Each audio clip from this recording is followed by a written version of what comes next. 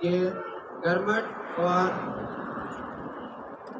निर्दलीय उम्मीदवार श्रीमान धर्म सिंह जी रावत साहब को अपना अमूल्य वोट देकर विजय बनावे।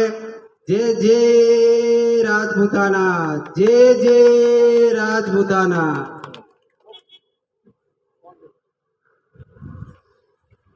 बहुत धन्यवाद। बोलिए जगदम्बे मात की जय हो। बोलिए आशापुरा मात की।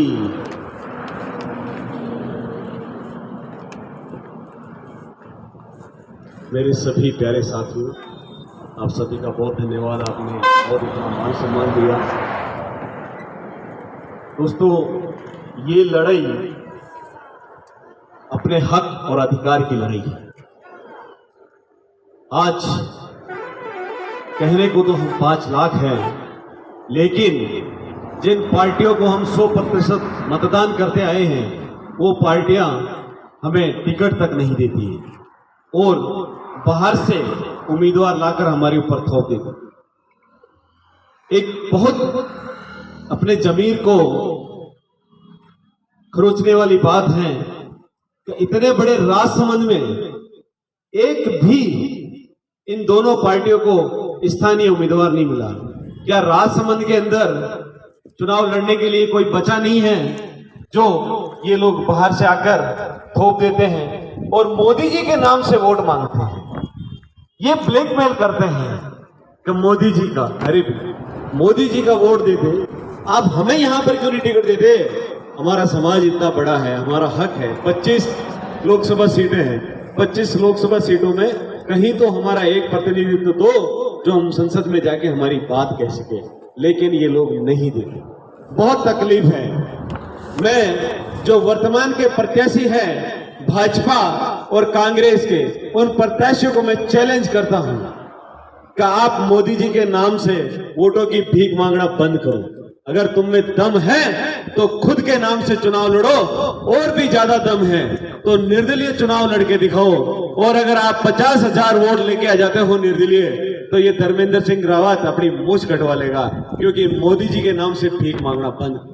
ये ब्लैकमेल है हमारे साथ में, सरासर धोखा है राजसमंद वासियों के साथ। इस राजसमंद का विकास जो होना चाहिए वो नहीं हुआ। आज भी हमारी जनरेशन पहाड़ों में रहती है, शिक्षा का अभाव है, गांव में जाओ पीने का पानी नहीं है। इतनी बुरी हालत कर रखी है, क्या कहें, कैसे कहें। अगर कोई आपका स्थानीय आदमी होगा तो आपकी बात को वहां रखेगा। आज 10वीं 12वीं पढ़ने के बाद में हमारे भाइयों को रोजगार नहीं है, या तो होटलों में काम करना पड़ता है या ड्राइवरी करनी पड़ती है, इसके अलावा कोई काम नहीं है। मैं सरकार से मांग करता रहता हूं कि हमारे पहाड़ों में रहने भाइयों को सैनिक आरक्षण दो, जो 10वीं के बाद में उनको नौकरियां मिले और उनको कहीं कहीं दर दर भटकने की जरूरत नहीं पड़े। ये आवाज कौन उठाएगा? आज भी राजसमंद इतना बड़ा जिला है, पूरे जिले के अंदर, शहर के अंदर एक भी जगह ऐसी प्रतिमा बता दो जहां पर हमारे योद्धाओं का कोई बड़ा स्मारक बना हो। नहीं बना। महाराणा प्रताप का स्मारक बनना चाहिए था, लेकिन नहीं बनाया। काकरोली के अंदर काकरोली को बसाने वाले खाकाजी रावत की कहीं प्रतिमा लगनी चाहिए थी, वो नहीं लगी। कामली घाट जैसे जगह पर सम्राट पृथ्वीराज चौहान का स्मारक बनने के लिए लंबे समय से वहां लोग इंतजार कर रहे हैं, लेकिन नहीं बना। हमारे समाज के पूरे भारत के स्वतंत्रता सेनानी जिनका सबसे पहला बलिदान हुआ था, और कल उनका बलिदान दिवस भी था, राजू सिंह रावत, आज दिन तक उनकी प्रतिमा ब्यावर जैसे शहर में कहीं पर भी नहीं लगी। डिक्सन की छतरी पर अंग्रेजों द्वारा उनको फांसी दी गई थी, लेकिन उनकी छतरी नहीं लगी। बड़ा दुखद है इस बात का। लेकिन एक चीज का गर्व जरूर होता है कि उस व्यक्ति में स्वाभिमान था, फांसी चढ़ गया, लेकिन अंग्रेजों के सामने घुटने नहीं टेके और गुलामी नहीं ली। ऐसे व्यक्ति को भी आज हम इग्नोर कर रहे हैं। मैं नमन करता हूं राजू सिंह रावत को। मैं आपके सम्मान के लिए मैं लड़ाई लड़ूंगा, संसद में भी लड़ूंगा और सड़क पे भी लड़ूंगा, और आपकी प्रतिमा को ब्यावर की कहीं प्रतिष्ठित जगह पर, ब्यावर के किसी मुख्य चौराहे पर लगाऊंगा। ये मैं आपके सामने संकल्प ले रहा हूं। साथियों, आज इस राजसमंद में जहाँ सबसे ज्यादा मार्बल निकलता है, लेकिन आज तक भी इसको अंतर्राष्ट्रीय मार्बल नगरी नहीं घोषित किया। इसकी आवाज कौन उठाए? यहाँ के जितने भी रोजगार के कंपनियां हैं, फैक्ट्रियां हैं, मेरे यहाँ के लोकल युवाओं को नौकरी के लिए प्रदेश जाना पड़ता है, बाहर भटकना पड़ता है।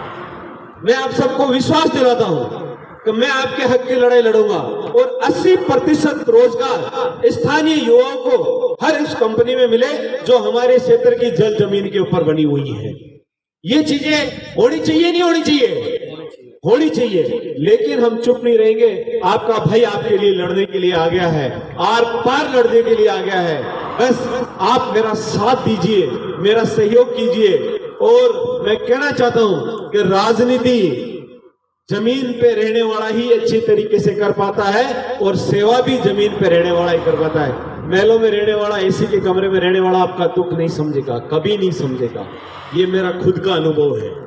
तो आपके हक और अधिकार के लिए मैं लड़ूंगा और आपके बीच रहूंगा। बस आपके इस भाई को आशीर्वाद दो, इस भाई को आप जिताओ, संसद तक पहुंचाओ। आज मैं एक जगह खड़ा था, एक माताजी खड़ी थी, उन्होंने बहुत अच्छी बात कही कि कहीं ना कहीं मेरे समाज के साथ जो धोखा हुआ ना, उस धोखे को मैं पूरा करूंगा, उस धोखे का बदला मैं लगूंगा। उन्होंने कहा था कि मोटेरो मूछ मत कटा लीजो, ये मूछ ना खड़ी राखजो और आपका बेटा न आपका भाई न जीता जो। ये बहुत बड़ा संदेश था। मैं उस माता जी को प्रणाम करता हूं कि आपकी बात आपका बेटा हमेशा लड़ेगा और आपके लिए खड़ा रहेगा। आपके लिए आधी रात भी कभी आप मुझे याद करना, किसी भी तरीके से आपका भाई तैयार है और आपके दुख सुख में खड़ा है। बहुत बहुत धन्यवाद। जय हिंद, भारत माता की जय, वंदे मातरम।